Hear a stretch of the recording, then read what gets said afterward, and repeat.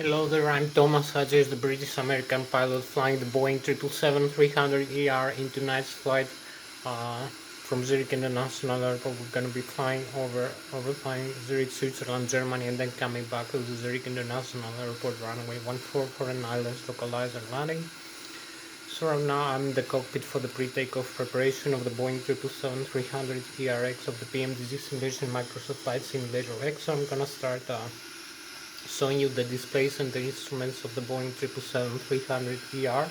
So I'm going to start with the primary flight display that displays the airspeed indicated, the airspeed selected from the autopilot and flight director system panel, the ground speed, the airspeed.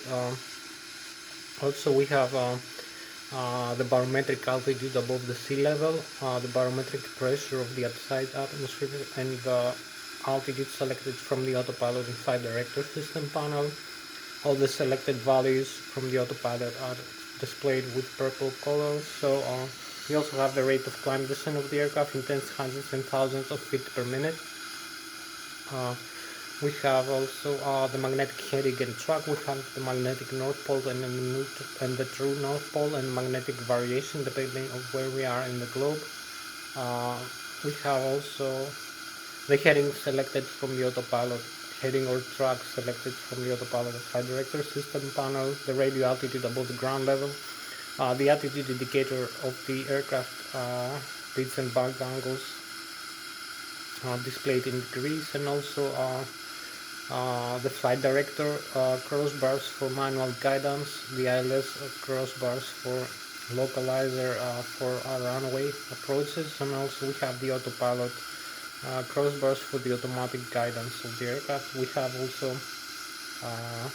the flight director and the angle of attack of the aircraft as it travels in the air, and also we have the flight mode annunciator with the autopilot and the auto throttle, later on in vertical navigation modes. We also have the navigation display, that displays the airports, the waypoints, the navgates, the heading of the aircraft, the magnetic heading and track. Again, we have the magnetic north pole, the true north pole. We have the terrain display from the weather radar reflections, the terrain map, and also the GPS position of the aircraft, the RMP and the NP, the required navigation performance, the wind direction and speed, the ground speed of the aircraft, and the next waypoint we're going to be overflying. We have also the airport that we are located with the runway. We're going to use the runway for takeoff. We're going to set up a route using the flight management computer with a departure, airport, and runway. They're made with waypoints and fixes for climb and cruise, and then approach and descent, and a destination airport and runway. So we're gonna make a complete route, a flight plan for the aircraft, a flight path flight plan. So we also have the autopilot and flight director system panel. You can see all these. Here we have the flight mode annunciator, the primary flight display with the flight mode annunciator, the navigation display, the upper and the lower ACAS, the autopilot and flight director system panel. So the autopilot and flight director system panel contains the autopilot engage and disengage switches, the auto throttle left and auto throttle right, engage and disengage switches. We have the airspeed select knob for selecting the airspeed of the aircraft in nautical miles per hour in knots or in Mach speed, depending on the flight level we're flying. We have also the modes of the auto throttle for the airspeed select, for the thrust produced from the engine. So we have the speed, the flight level change, the auto throttle with the speed, and the climb continues modes. We have the LNAV and the VNAV, the lateral navigation, the vertical navigation modes from the flight management computer, interconnected modes. We have also the bank angle limit of the aircraft, the heading select knob, and the heading hold switch. We also have the rate of climb and descent of the aircraft in tens, hundreds, and thousands of feet per minute, or at a trigonometric angle in degrees. Also the select switch for this, and the altitude select knob, and the altitude hold switch. We have also the VOR localizer for an Lszh localizer approach, and the approach switch for the auto lamp function of the Boeing 777-300ER.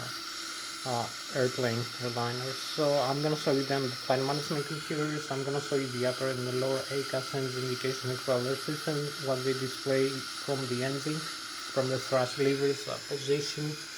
We have the turbofan turbojet engines, the General Electric 90 turbofan turbojet. So I will show you the FADEX, the full authority, the electronic control computers, what they do, the flight controls. I'm gonna show you the yoke I have right in front of me, and the rudder pedals for controlling the flight controls of the aircraft as we fly from takeoff to climb, cruise, descent, and landing. Also the overhead panel, we have the electrical system, the left and the right engine drive and IDGs, the gray drive generators for alternate current, the direct current batteries, the APU, the auxiliary power unit we use for starting the engines, the flight control computers, the ADIRU, the air data inertia reference unit, that displays all the air data and the GPS information and the altitude of the aircraft. You see here in these displays right here.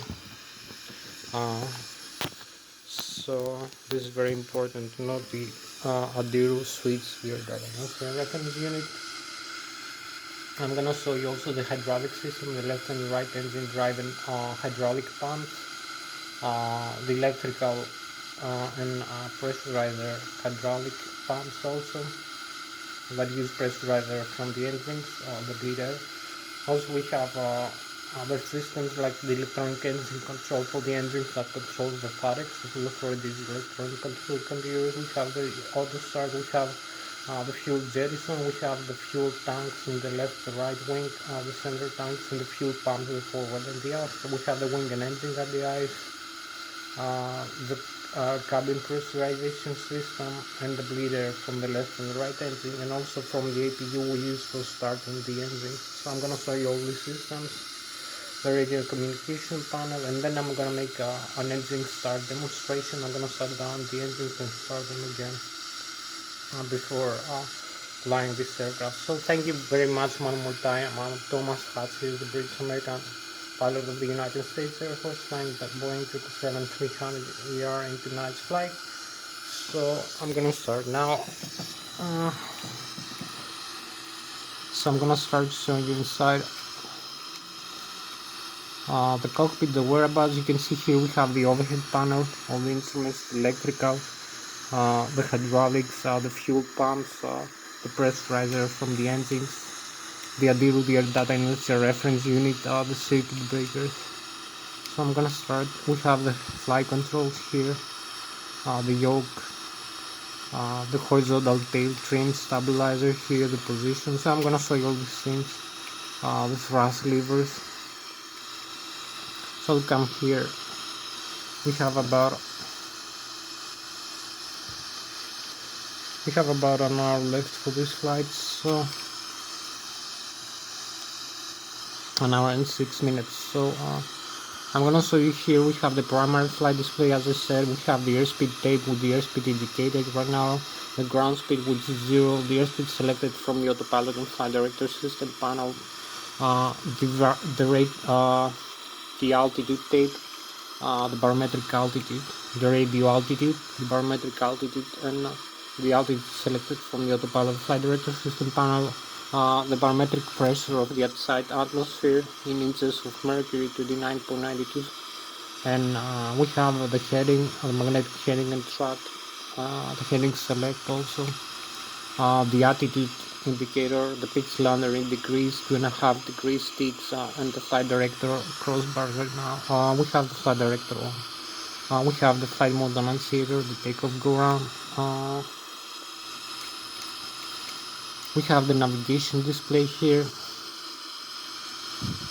the terrain data. We have 6,100 feet maximum and 0 feet minimum.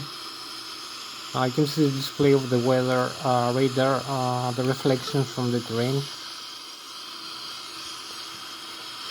the rate of climb descent of the aircraft is state, and also I'm gonna show you. So you can see the heading again, the range of the aircraft, the heading in degrees or track, So you can see here is the Switzerland.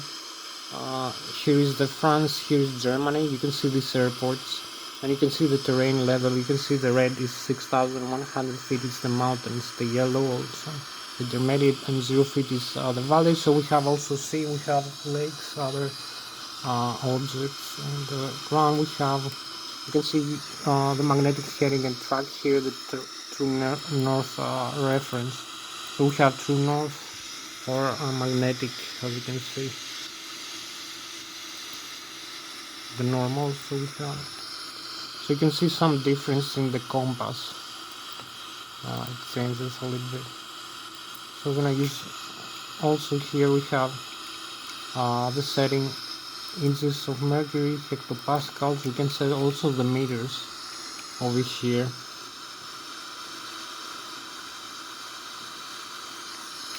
So you can see the meters 3,050 meters, 10,000 feet or 436 meters above the sea level. This is the current airport elevation over here, 436 meters or 1,430 feet.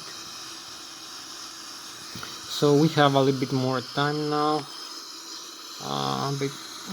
so we can select here the auto throttle left. Here you will see the auto throttle left over here, the auto throttle right, the other side off.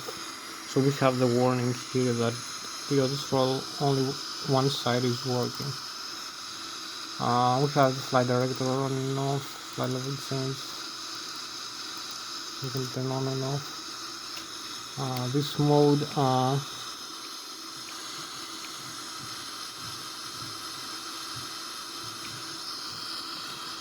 so this is also depressible. You can set indicated airspeed or max. The auto throttle climb continues. Set a higher airspeed for after takeoff. The LNAV, the VNAV, the autopilot disengage like this.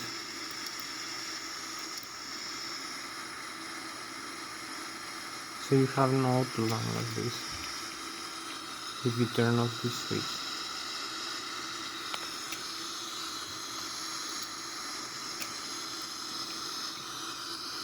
So we have the bank angle limit of the aircraft. The heading select 136 degrees. Heading or track.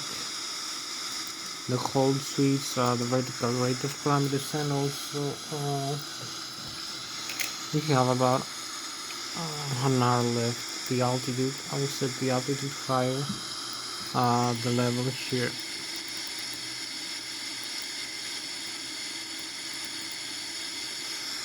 So we have the hold also. Flight level change. You can see all these switches are working like this. They are also depressible. You can deselect this for some reason.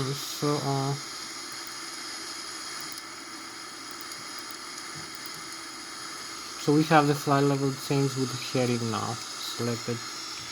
For the flight director, you can see we have a few more minutes. So flight level change, speed, heading, hold for 25,300 feet or 7,700 meters. That's after takeoff. So we're gonna have this information for flying this airplane. So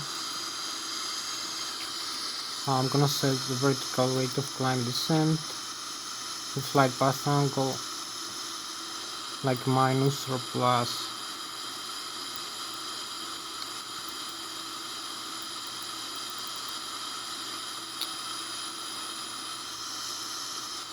So we have now the flight path angle.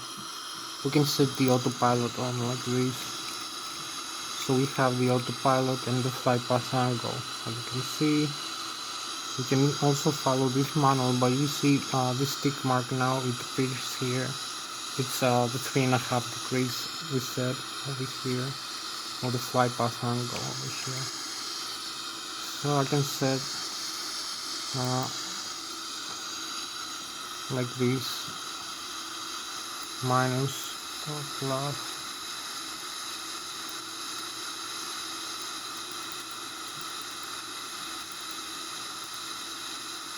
So again, we're gonna have 253. So now the rate of climb and descent is gonna be vertical speed mode, and you can see 3,500 feet over here, this tick mark for the climb mode. We can also set again flight level change and altitude instead.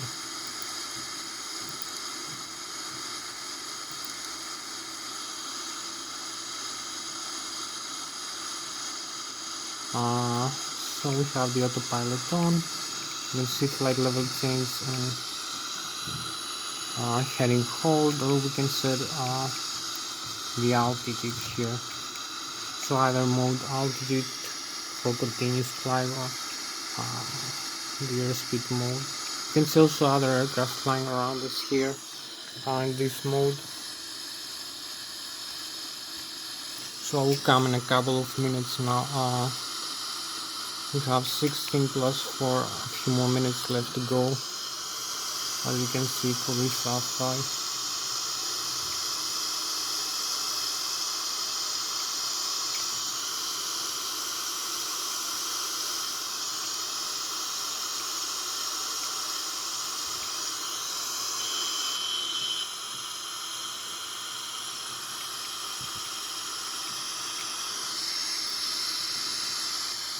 So you can see the thrust levers here, the speed brakes again. As you can disarm, we have the autopilot on. We need to disconnect the autopilot for any reason.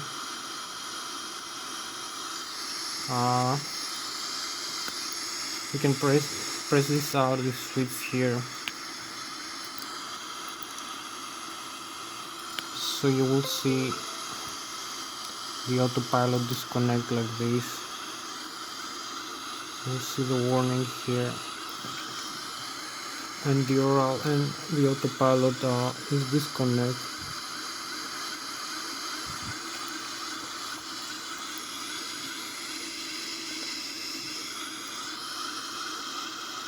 So we cancel this warning, reconnect the autopilot again, re-engage it. We come over here and use this switch. We can disconnect the autopilot again. Autopilot disconnect. Press one more time over here, and this is confirmed that we disconnect the autopilot. As you can see, so this is so much for the autopilot.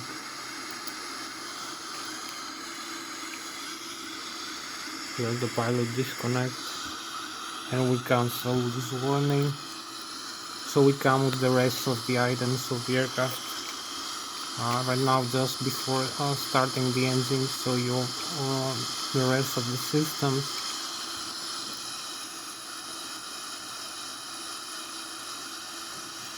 So we have about an hour left, less than 1 hour. So what I need to do now is show you the thrust levers. You can see some indications here. You can see the N1, which is the low speed, low pressure compressor and turbine, the low speed shaft to the fan turbocharged engines. You can see the limits green, red, yellow. This is the engine indications. I can see the exhaust gas temperature from the engine, the flap setting. So this is the speed it rotates this shaft of the turbofan turbocharged engine, the G90. So we have the duct press with the outflow valves, the Boeing 777, the mark of the airplane. Then 2, which is the high speed, high pressure compressor and turbine of the turbofan turbocharged engine, the high speed shaft of the rotor plates of the turbofan turbocharged engine. The fuel flow per engine per hour in thousands of pounds right now, or in thousands of kilograms, your pressure, temperature, quality, vibration of the engines. So you can see we have the thrust levers, we have two engines here, the left and the right wing. We can move forward. We'll disarm the parking, we'll disarm actually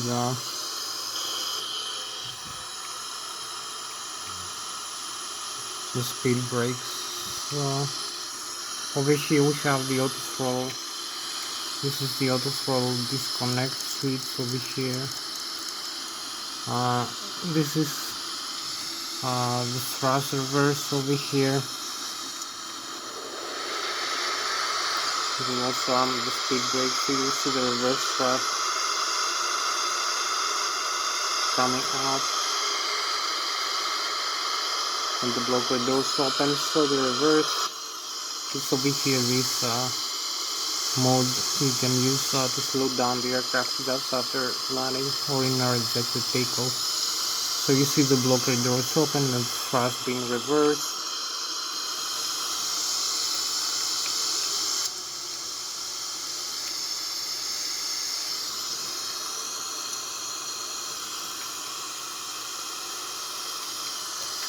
Again, the same thing.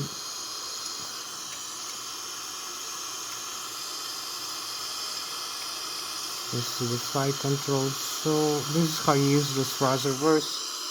You want to slow down the airplane. So we cancel the thrust reverse like this. Pull this down. You can use the speed brakes again. So you can see we move the thrust levers. If I press this switch, over here we have the takeoff go arm switch. Its arms, the takeoff go arm thrust reference over here. So we need to disarm this. We press this switch and move it down.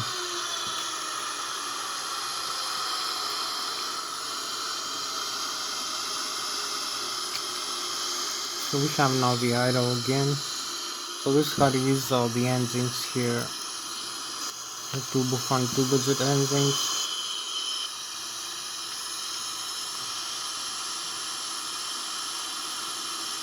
So as you can see, moving the thrust levers, we give an order to the FADEX. The FADEX are the full authority digital electronic control computers.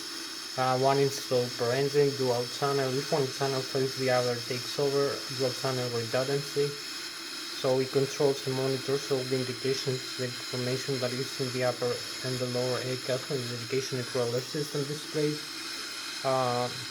indications displays, and monitoring of the turbofan turbojet engine function, the limits of the engines, the overspeed, limit of the starter blades of the turbofan turbojet of General Electric 90 turbofan or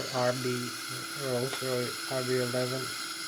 So we have the thrust commanded from the thrust levers position, or we can activate the auto throttle or the autopilot by connecting the switches in the autopilot inside the retro system panel. The UPS will give the thrust needed for the aircraft in flight. So you can see moving the thrust levers, it gives an order to the FADEX.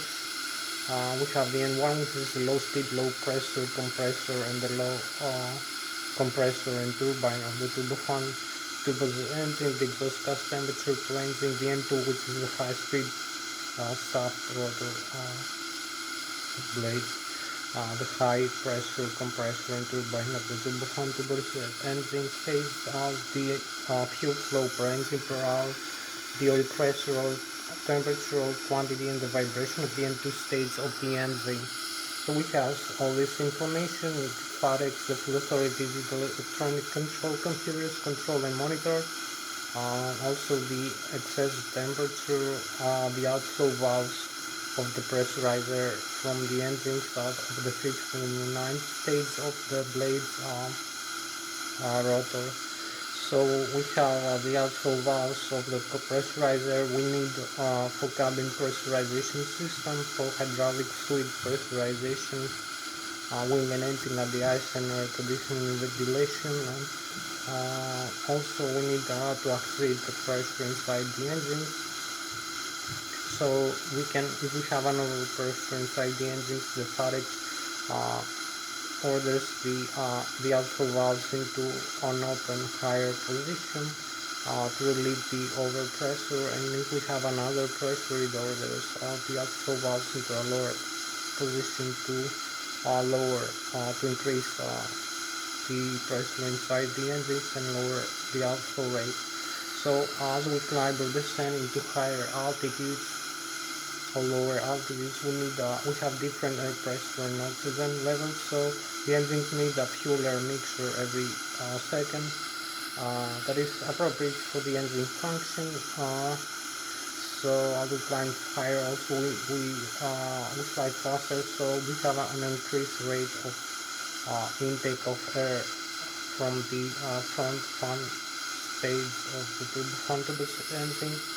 So we need to activate the fuel air mixer every second. So this is done by the Flught from the Food Authority digital electronic control computers that control and monitor and also optimize the fuel burn of the engine.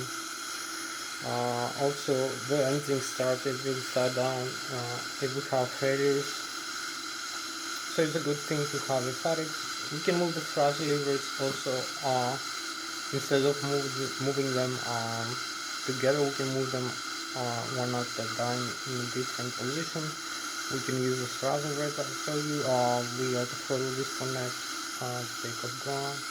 So this is so much for this information about thrust levers. Let us just show you. We have also, as you can see, we can increase the thrust here. You will see it displayed over here. The thrust produces the thrust lever angle. So we command this thrust. You can see the difference. It takes some time to increase to the commanded position to the actual position. Now we move to the idle. It takes a couple of seconds to increase or decrease the engine, to spool up or spool down. So this is something you should also remember when flying. So for this aircraft, the Boeing 777-300ER right now, we have 254,000 kilograms of takeoff weight right now, which is below the maximum takeoff weight, or 521,000 pounds.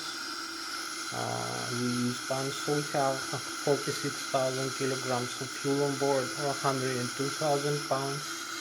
And we have 46,000 pounds of passenger and cargo, 30,000 kilograms. So in total we have 254,000 kilograms, so 521,000 pounds, which is below the maximum. As I told you, the fuel on board is 46,000 kilograms. It's only 30% of the total we can take. So with this weight, 254,000 kilograms, 521,000 pounds, we need to accelerate in the runway using the appropriate thrust position into an airspeed of about 154 nautical miles per hour, or knots per hour, or 270 kilometers an hour. So we also need to use the flaps. I use flaps 15 and 4 degrees of the horizontal tail position, trim stabilizer, the horizontal tail stabilizer position in a trim up position that will give it a pitch up rate during the takeoff roll. So it will give a pitch up moment for the aircraft to start climbing when it reaches the takeoff speed, even if you don't use the pitch from the yaw. So we have a few more time for this. So we need to take off with 270 kilometers an hour, 154 knots, and use 15 degrees of and 4 degrees for the tail stabilizer. We need to overcome the stall speed. The stall speed is going to make the aircraft wings giving an angle of attack as the aircraft flies to stall, not produce the necessary lift. First time we need to have the effective takeoff speed that I'm going to show you using the flight management computers. We're going to calculate that using takeoff weight and the runway length and position and other data like the wind and the temperature, so the air temperature and pressure. So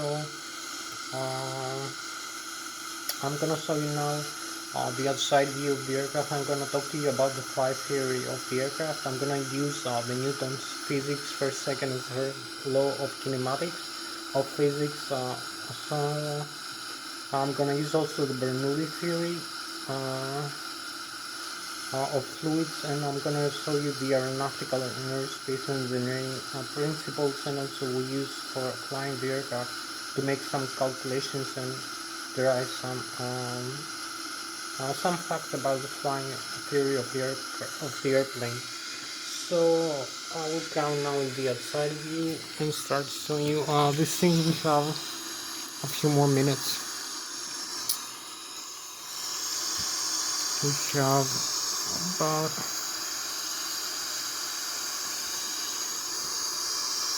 so you can see here we have the wings of the airplane of the Boeing 777.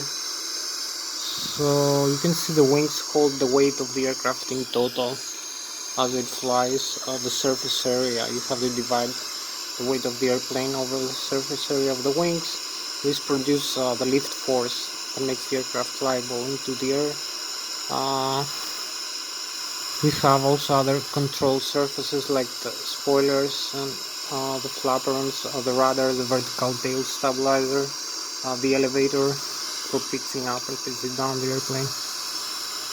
So you can use this to have directional control and also make turns. So you can see the wings. I told you this produces the lift. So we have the mean aerodynamic chord position, which is we have two engines that produce forward thrust component, move the aircraft forward. They cannot make it climb into the air. So you can see this vector here. You can see another vector. We have the mean aerodynamic chord position, which is about 25% of the Mach mean aerodynamic chord. It's the position where the maximum aerodynamic lift is being produced for these wings. It's also the position where the stall, the airflow detaches from the top of the wing. It's also the position where the center of gravity of the airline or aircraft is being positioned somewhere around here. So you can move the center of gravity of the aircraft forward or aft. This position you can change by moving fuel and passengers and cargo. You can make this aircraft more stable or less stable in flight. We have other things you can see here. We have the bottom surface of the wings is more flat, so the airflow of the air strikes from the front as the aircraft accelerates for takeoff. You can see we have the flaps also to increase the curvature, so the bottom surface is more flat. The airflow of the air mass is moving slower below the wing. We have positive aerodynamic pressure below the wing from the leading edge to the trailing edge, and also we have higher air pressure, so the air pressurizes the wings of the airplane up from below the wing. So also we have the top surface of the wings. You can see this curvature here. The airflow of the air mass as the air moves from the leading edge to the trailing edge is moving much faster above the wing than below the wing. So we have a negative aerodynamic pressure above the wing. So we have differential pressure between the bottom and the top surface. So the air pressure is lower above the wing, so we have an air suction above the wing, sucks the aircraft up into the air. So this is the aerodynamic lift. You can see also we have the position I told you where the stall begins, so the airflow detaches from the wing. You can see we have other things to show you from the physics, from Newton's physics. I told you the Bernoulli theory and the kinematics, so we're gonna use the physics and aeronautical and aerospace engineering. So we have the center of gravity here. We have this vector here and here, two vectors. So I'm gonna use this vector from the center of gravity, the distance, all the way back to the horizontal tail position over the surface area of the horizontal tail or the elevator.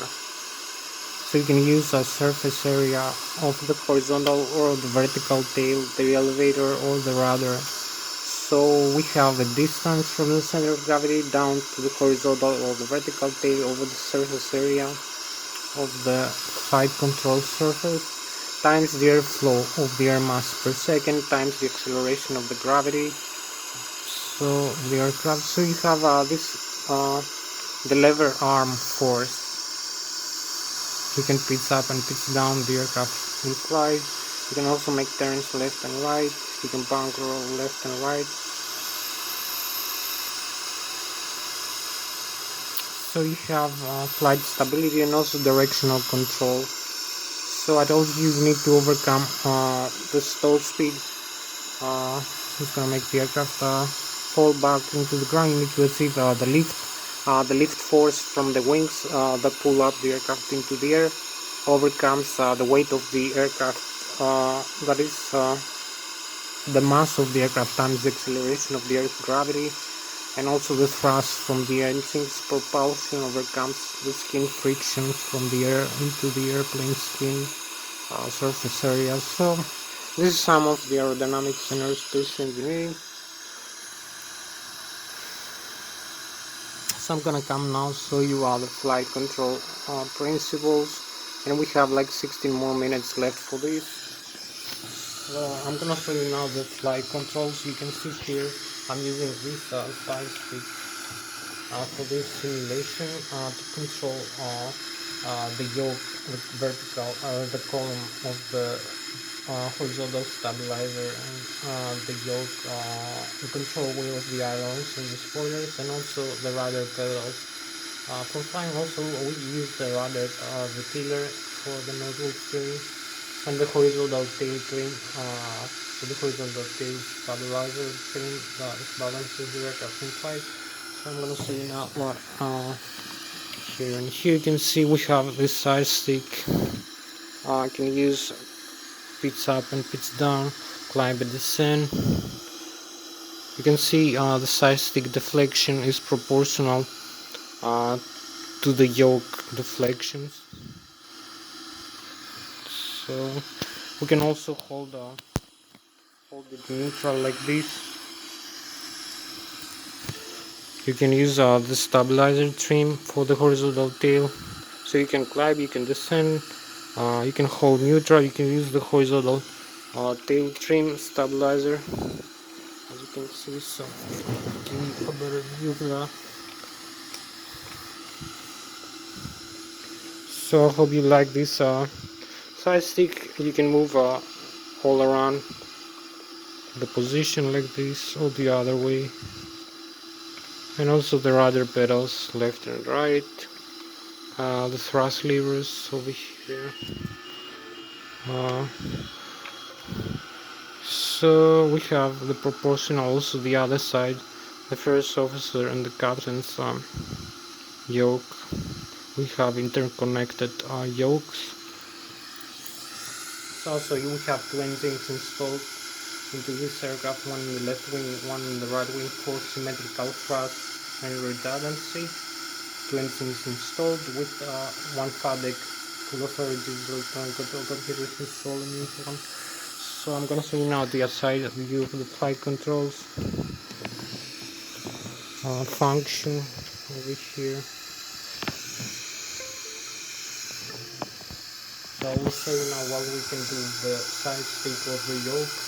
The side stick here I'm using gives the feedback to the yoke in the simulation of the Boeing 777 for the flight controls movement. So we have a proportional size of deflection. But this is also a fly-by-wire aircraft, so in flight it changes.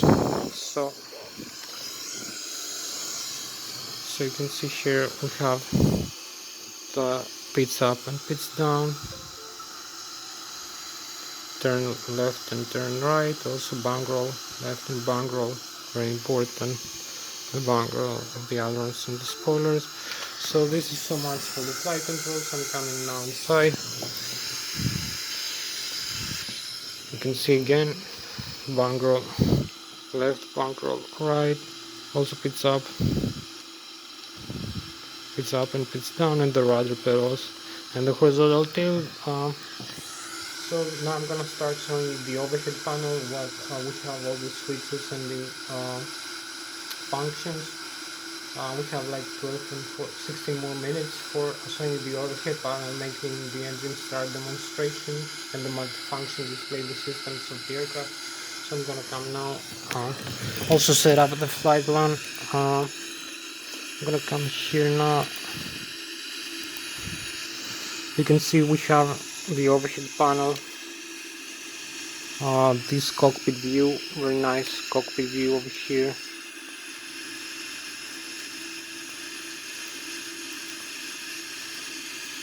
So I'm gonna set the flaps here. I'm gonna set them, you can set them down or up. You can see the degrees we have here. I'm gonna set them 15 degrees here for takeoff. You will see display 15 degrees. We have, as I told you, the horizontal tail trim, the stabilizer. We have the cutout trim position, the parking brakes up and down. So I will come here. We have, you can see, I forgot to mention, we have the horizontal tail trim, the tail of the aircraft position, the aileron trim. So you can see the horizontal tail trim here, the aileron and the rudder trim here. You can set and see the position in degrees. You can see also in the display over here.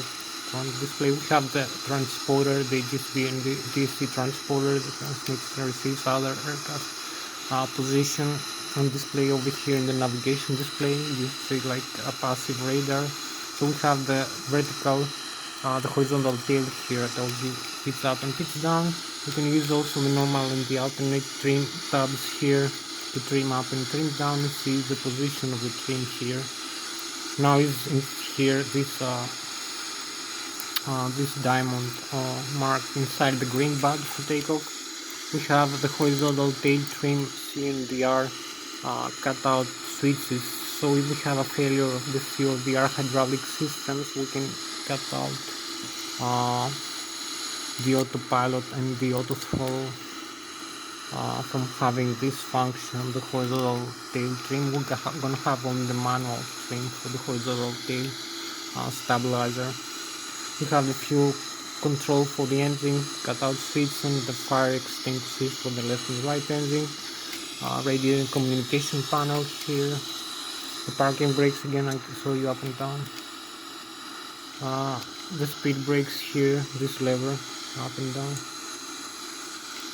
And the flaps. So this is so much for these things. We have the landing gear also here, up and down. This is the flaps position here. The fuel level, the leader, the auto brakes over here,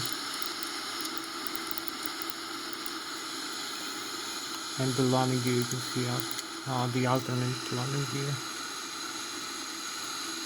So I'm gonna come here in this position, show you a little bit more about the overhead panels. So I told you we have the ADIRU, the air data. We have some switches here is for hydraulics, some for other things, for maintenance in the ground, flight controls, disconnect hydraulic fluid, circuit breakers. If we lose some electrical system, we can reconnect, we can reset the circuit breakers, or change something. So we have left engine, right engine,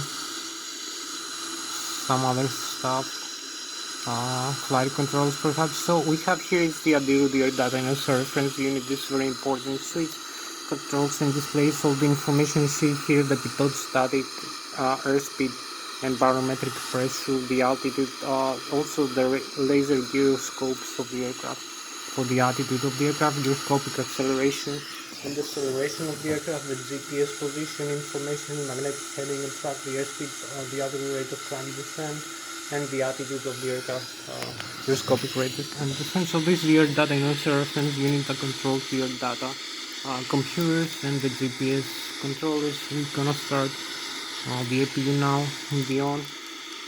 We have process symmetry compensator, primary flight control computers, the electrical, the battery, the APU generator, the left and the right engine, drive, the hydraulic pumps, left and right engine, the window sheet, the rammer turbine, the passenger oxygen here.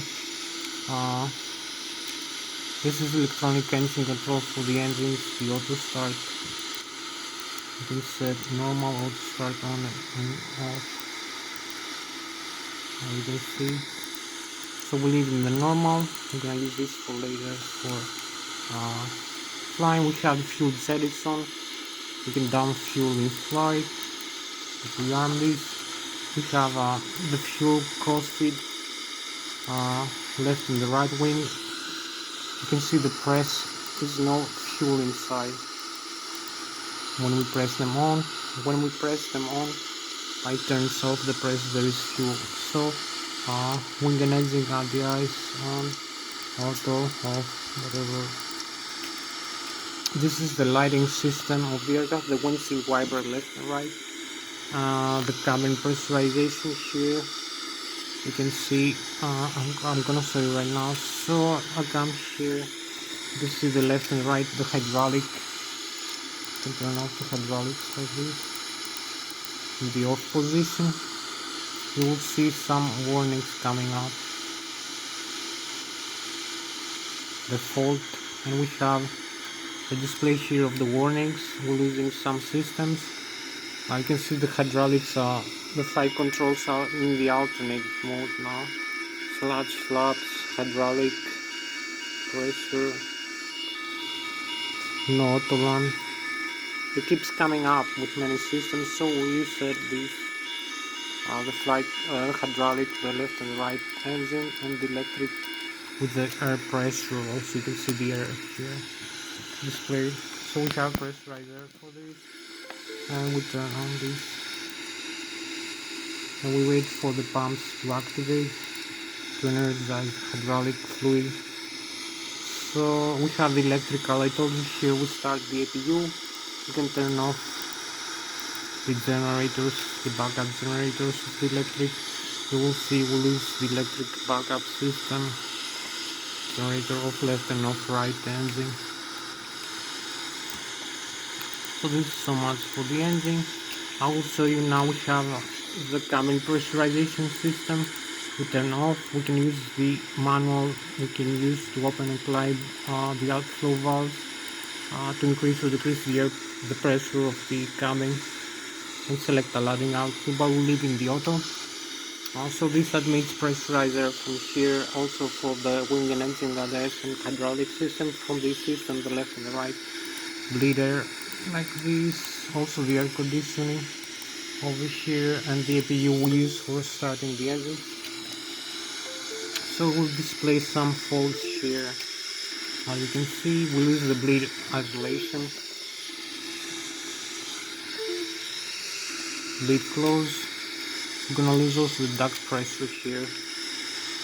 So hydraulic pressure, you can see from the bleeder the amounts you want to see. We have no flight controls now, like this. Also no cabin pressurization, is zero, the pressurizer. So you can see we're gonna turn on again, and we have a few more minutes to go for this flight.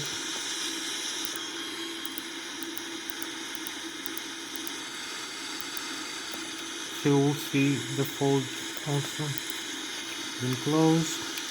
You can see the autopilot again one more time here, all the information.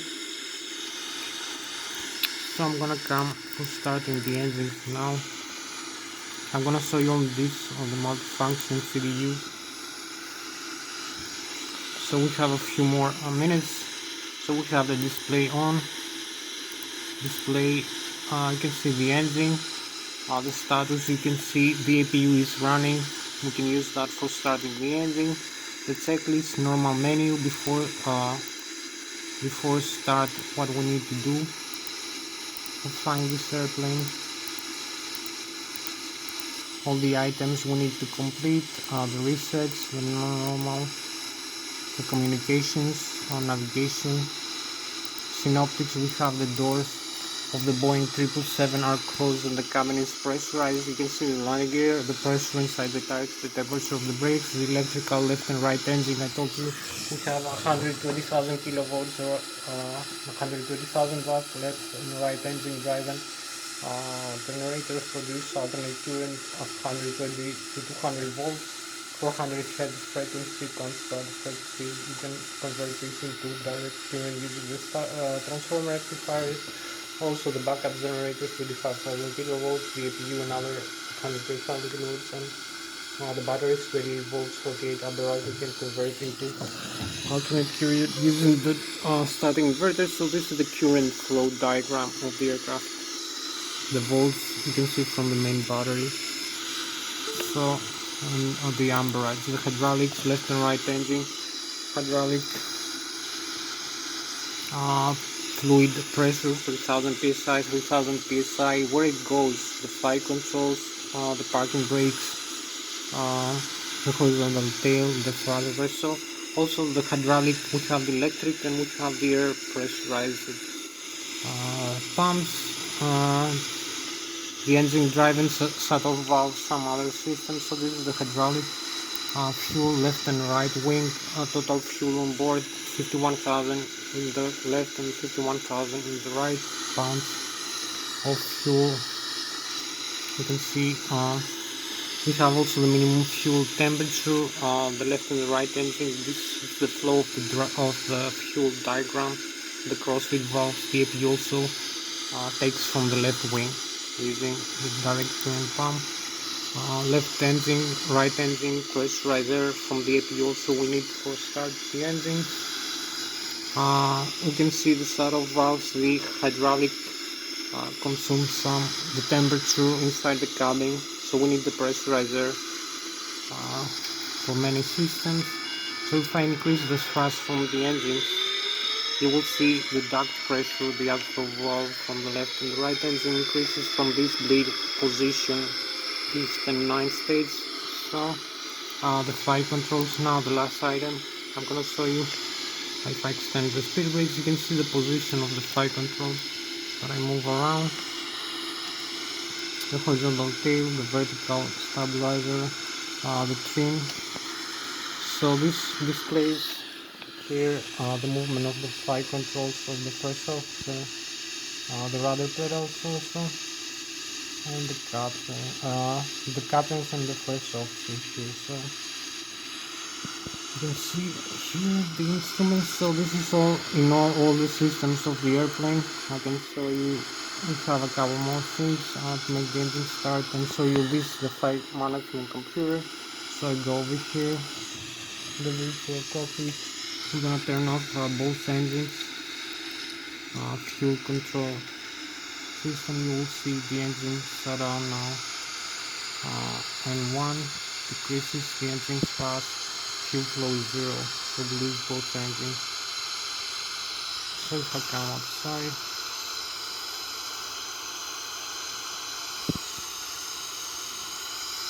you will see here the engine thrust, the spinning is decreasing. The right and the left engine, you can see the spinner goes down to 0. So we come here back into the cockpit. We're gonna use the overhead panel, these two switches, the engine start, the auto start system. So we're gonna have this the engine start again. We have no fuel flow, we have N2 above 20%. So we have enough pressurizer from the APU, the auxiliary power unit, so you can see the spinner increases, but yet no fuel flow. So we let the fuel flow to the run over here. Fuel flow 0. And we have fuel flow above 0. And here we go with the spinners of the engines. So we only need to set up the flight management computer now before flying. So we're gonna set initial reference here, the menu. flight management computer. You can see the model here that we have: position initialized, this airport Lszh, Zurich International, asset inertial,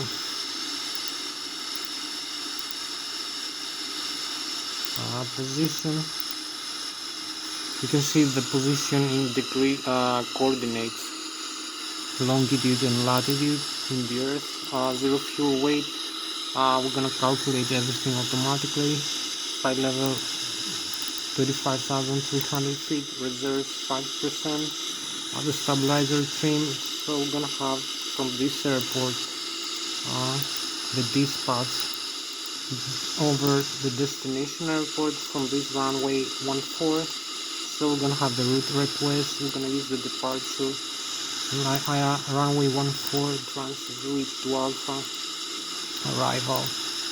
We're gonna have a complete route Lszh 14 these features transamities. We have the legs, cancel discontinuity, activate and execute, and we only set the flaps position 15 degrees, center of gravity 36%, with the takeoff reference speed 133, 140, and V rotate 140, V2, V takeoff, this cross weight. So I believe we are ready for taxiing into the runway and takeoff right now. So we have about 18 minutes for this video to end. We need to accelerate fast into the runway. We're gonna use this for steering the nose wheel, also the rudder pedals for the nose wheel steering of the aircraft in the ground.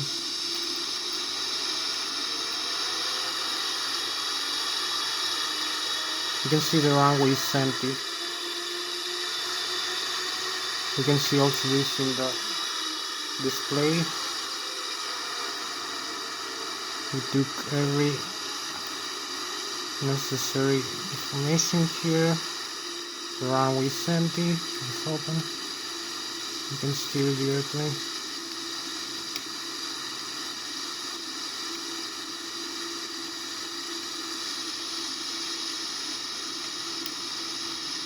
We align with the center line.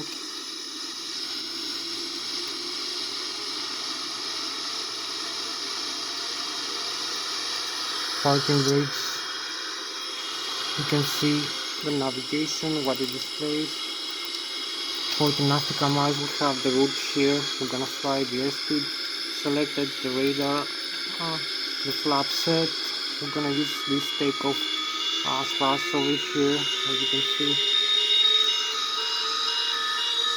So if I use, you can see where we are right now, where we're going. So I'm gonna use this view for showing you outside the takeoff roll. So parking brakes, disconnect and go. As you can see, we have 16 more minutes for this video to end. Align with the rudder pedals here and use full thrust, full takeoff thrust. So we have 60 knots, 80 knots, 90, 100,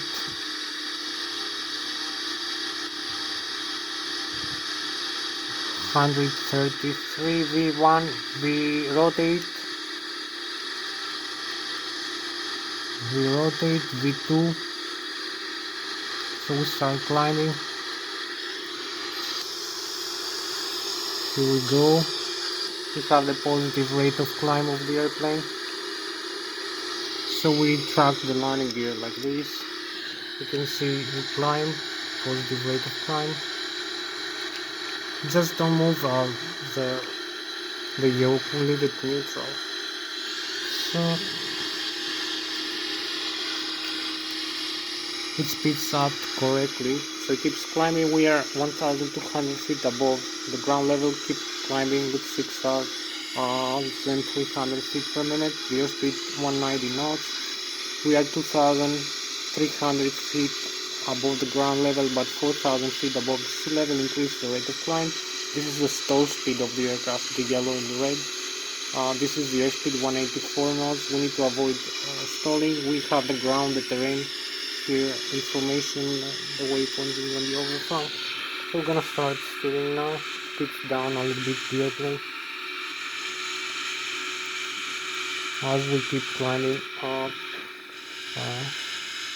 after this takeoff, and we have about 14 more minutes left for this flight. So we keep steering. We need to come, not too much effort actually. Everything has been trimmed properly. Yeah. So I only need a little bit of pitch up. The yoke. And I leave neutral the turn until I'm gonna come into position. I pitch up a little bit and then make a small correction turn here. So we have the runway here.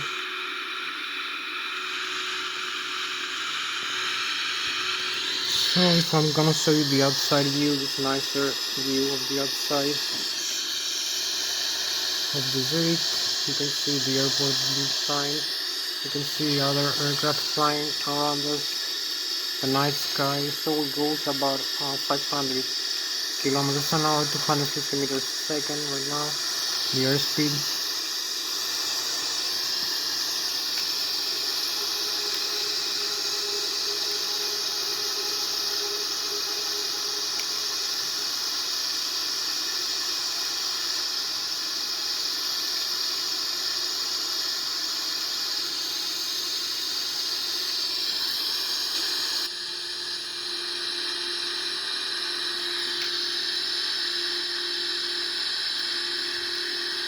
So we keep climbing,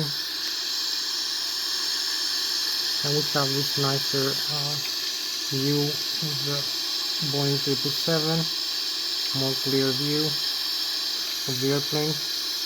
Hope you like it.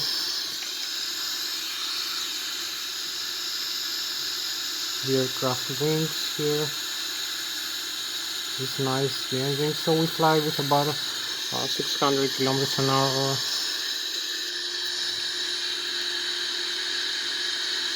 We need to keep climbing up into the route. 18,000 feet.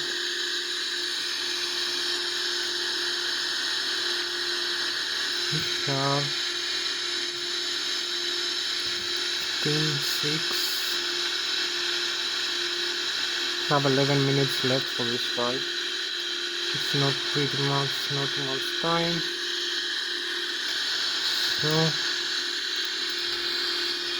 we need to come here, this waypoint here, and the next one we're gonna cross this waypoint here, you can see, and then the negative 1 alpha. Have to keep climbing.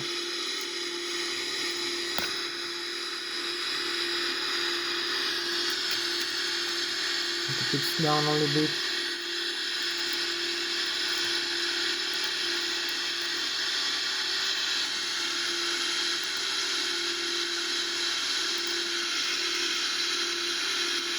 You can see the thrust here, everything I'm using, 30,000 feet. Maybe I'm gonna start retracting the flaps up.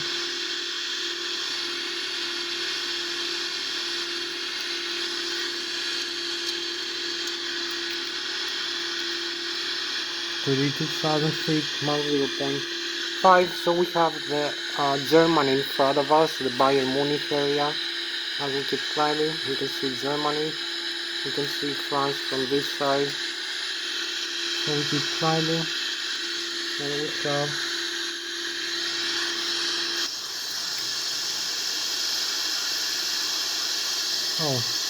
we have a few more minutes to go.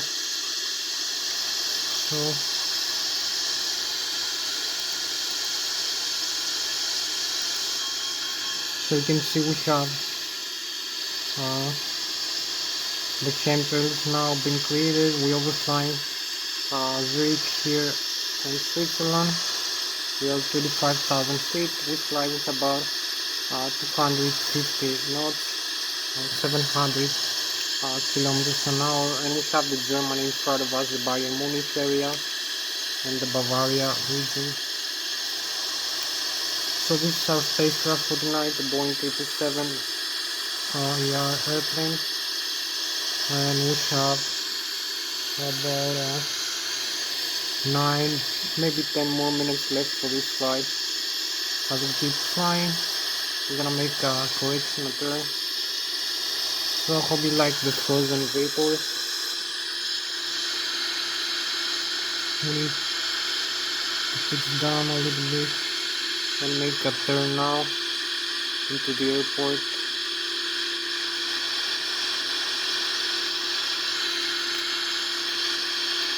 Flying manually, so I increase the flash here, the airspeed selected I'm gonna use.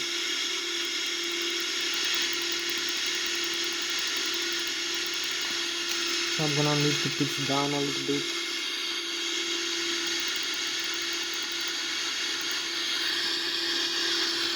So I need to pitch down into the position. We are 38,000 feet, 300 right now.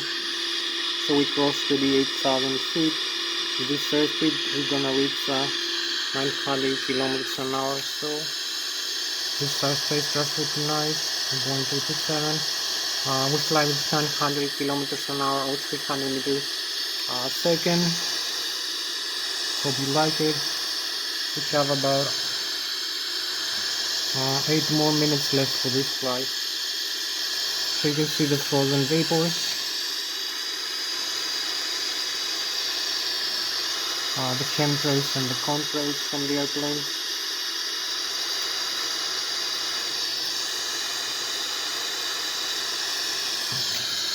So this is our spacecraft for tonight, 300 meters per second, over 900 kilometers an hour. We have the Germany, the France, and the Switzerland, which is out here, and the St. Gallen Lake. So we need to come back into the cockpit and come into position.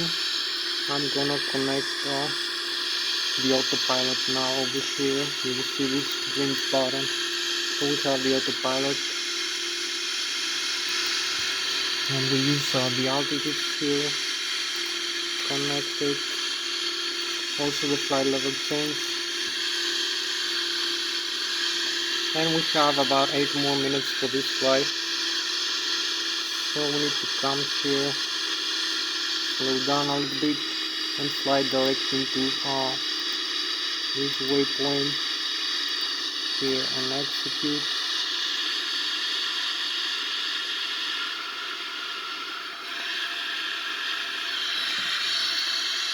Also select the approach reference here, the approach landing speed.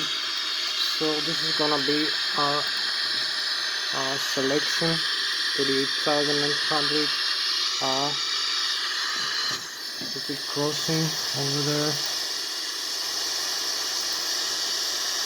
So we're gonna start descending. You can see the lake, the St. Gallen Lake behind us. We cross the Switzerland.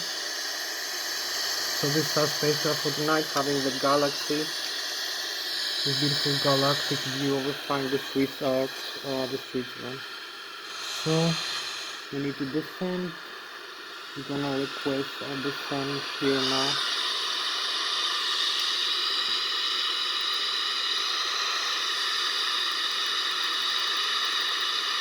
To this flight level and this flight level change.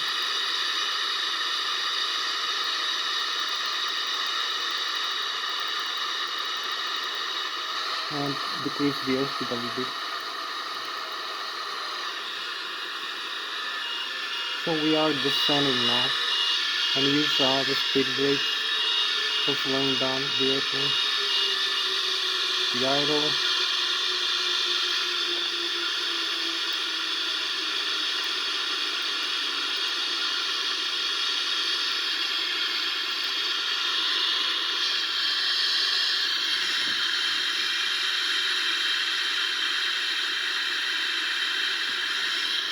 So we have about 5 more minutes left for this flight, pretty much. So we keep descending here. As you can see, we need to disconnect the autopilot now. So we take the control. Also use the landing gears here, decrease the airspeed a little bit more.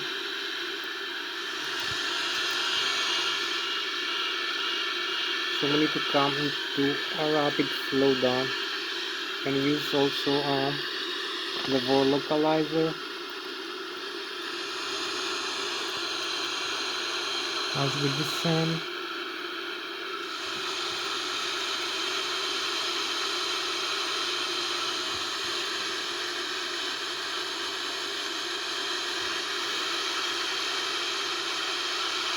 So we have about 5 more minutes left for this flight. Keep descending.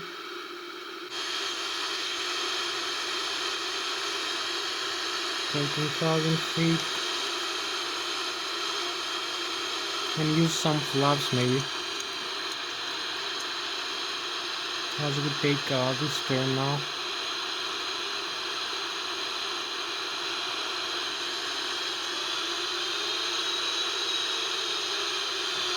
Use some manual thrust. 5 more minutes.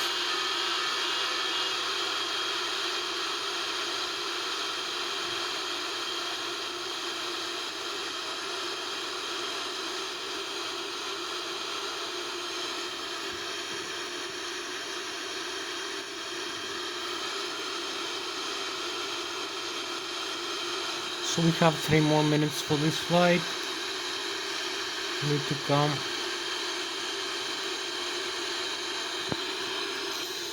for landing over here. As you can see, we are closing into the ground. So 3 more minutes left. 3 to 4 maximum minutes for this flight. So we need to fix the view also. We keep descending. You can see this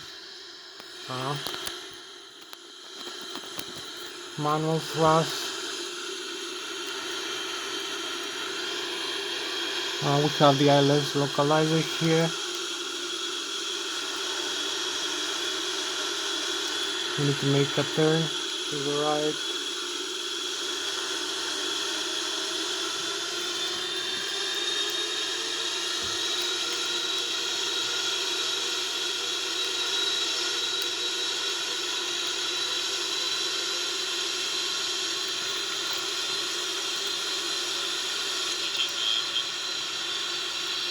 To 500.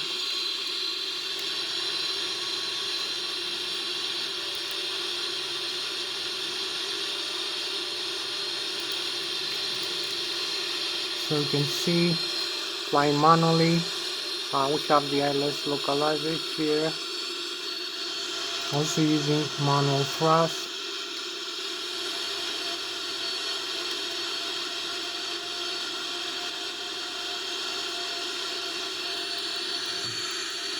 The Lszh localizer here. The path with the sun. You can see we are in the Lszh localizer position, all this information here, and we have the airport in front of us, the vector as we descend, the vertical glide slope and the horizontal localizer. So we keep descend.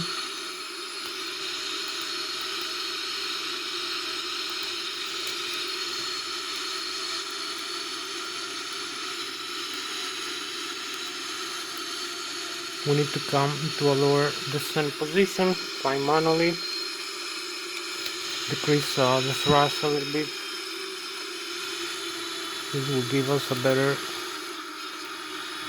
We use the rudder pedals, as you can see, for steering, and the yoke, the ailerons, the spoilers to balance the airplane. We're gonna have the flare in a couple of seconds, so we need to align with the Lszh localizer or the runway steady line. If we do a VFR, visual fly route,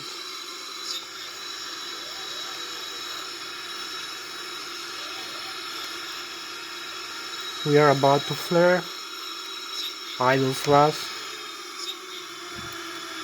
20, 10, here we are, just touched down the runway. So we use the parking brakes and reverse, full reverse thrust.